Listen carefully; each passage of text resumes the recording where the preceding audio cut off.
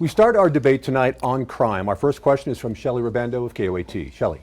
Doug, thanks. Albuquerque has seen persisting concerns around violent crime and property crime. What specific strategies would you implement to reduce crime while balancing community trust in law enforcement? Mr. Sanchez, you go first.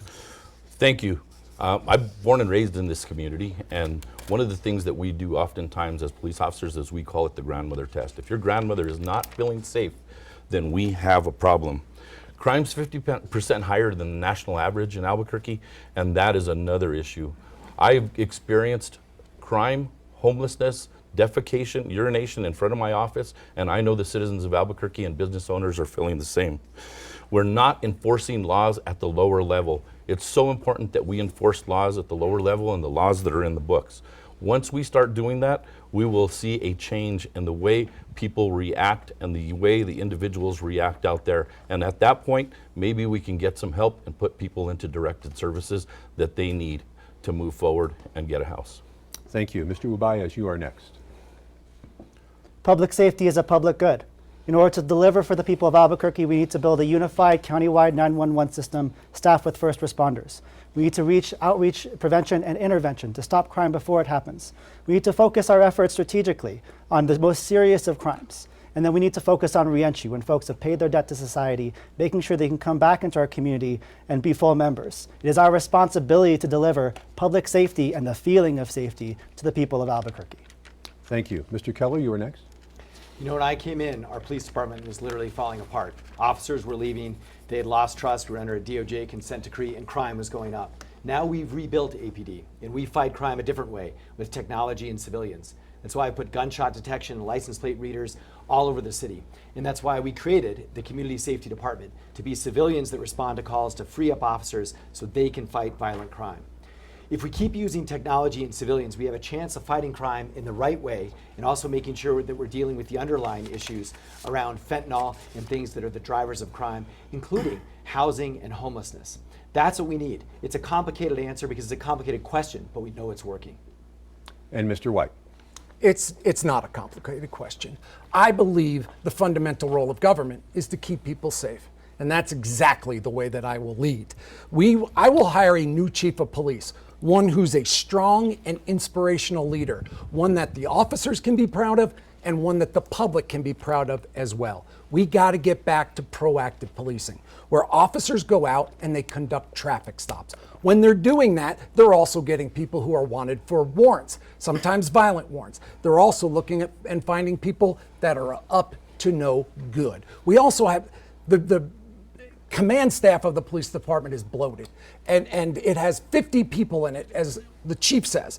And so we need to reduce that and move those out into the streets where they can fight crime. And finally, I want to have a juvenile crime unit. We all know that our juvenile criminals, they're getting younger and they're getting more vicious, and we have to have a department and officers who are designed to meet that challenge.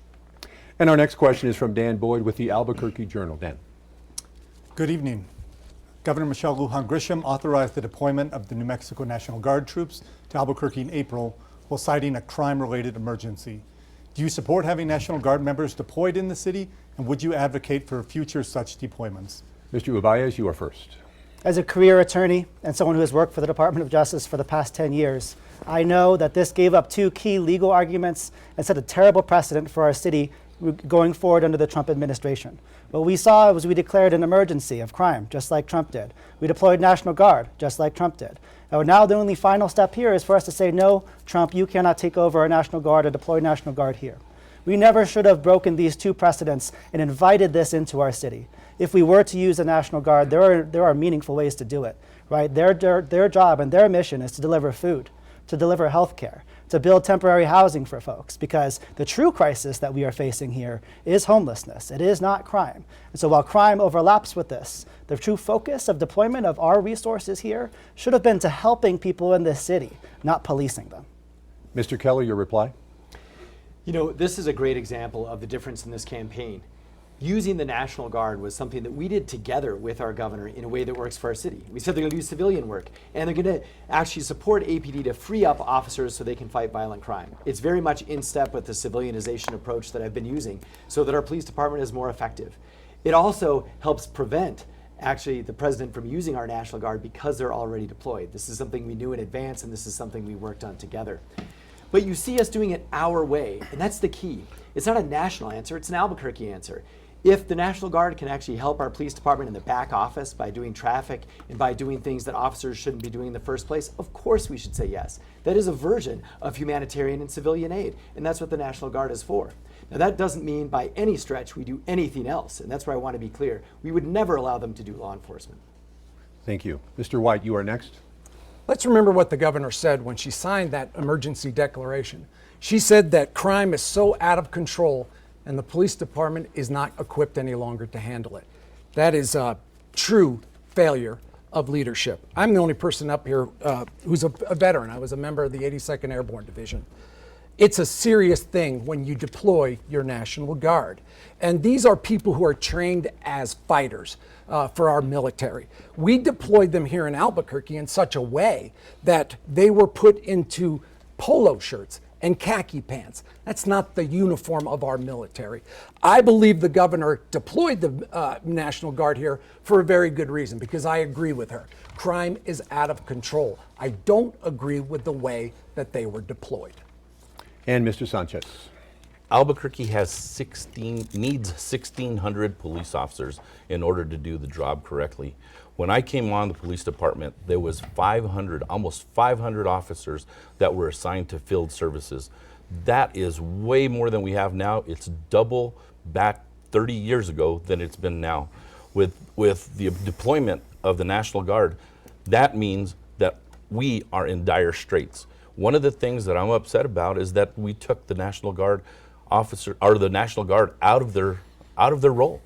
If you're a military person and you are wearing camos and polo shirt, you're out of your role. Can you imagine if a police officer was deployed with a National Guard who is still in role and then can go to a domestic violence? You just doubled the amount of police officers and doubled the amount of crime fighting, making sure that they stayed in their role. Thank you. And our next question is from Bob Clark at News Radio KKOB. Bob. The city of Albuquerque has been employing more and more technology in recent years, like adding more speed cameras, bringing them back, shot spotters, and adding to the real-time crime center as part of law enforcement strategy. How will you use technology in your administration to help fight crime? Mr. Keller, you go first. Well, this has been the hallmark of the new APD. And the reason is because it works and it's more effective and it's faster and it's cheaper. So when you think about the automated speed cameras that we already put out, they have reduced speed everywhere we put them. And also, if you get one of those tickets, it's actually a good thing because it freed up an officer that didn't give you that ticket, right? So they can fight violent crime. And so we already are in the works of doubling the number of automated speed enforcement. And with respect to ShotSpotter and license plate readers, we have that over 20% of the city. And in those areas, when there is a shooting, it used to be only a 50% chance that APD would catch you and arrest you.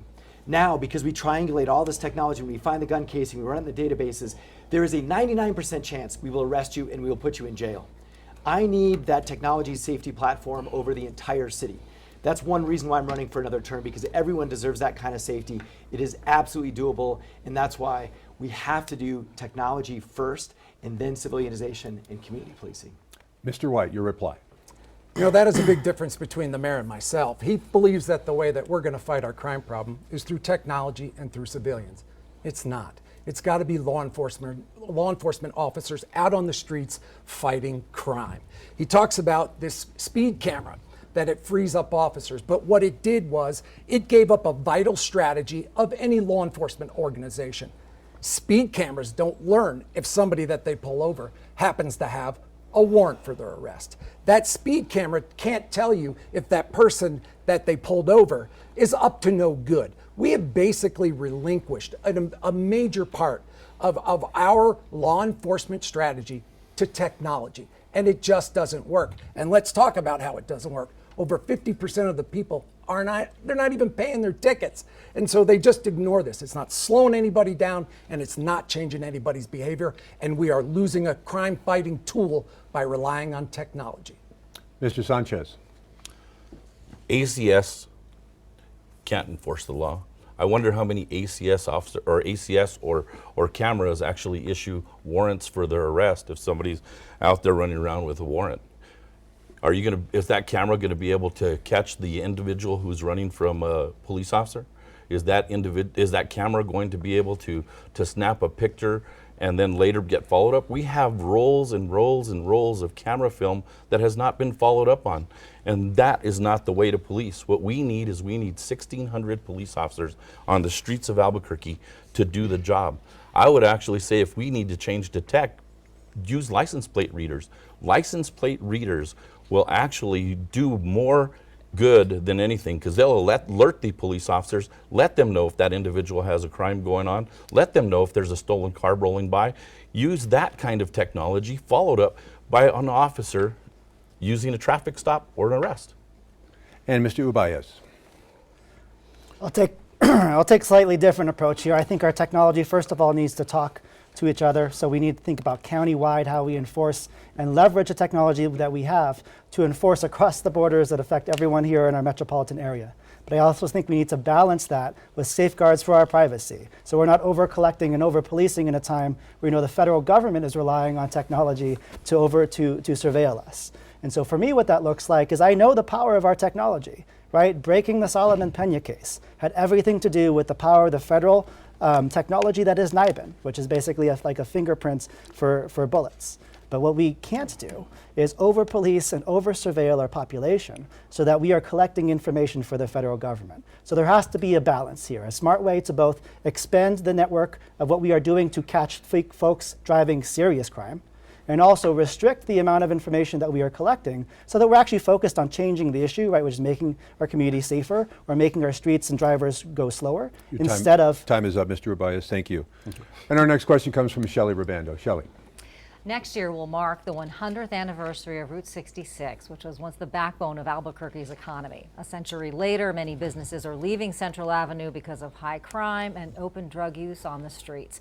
What's needed to restore Albuquerque's part of the Mother Road to its former glory? Mr. White, you go first.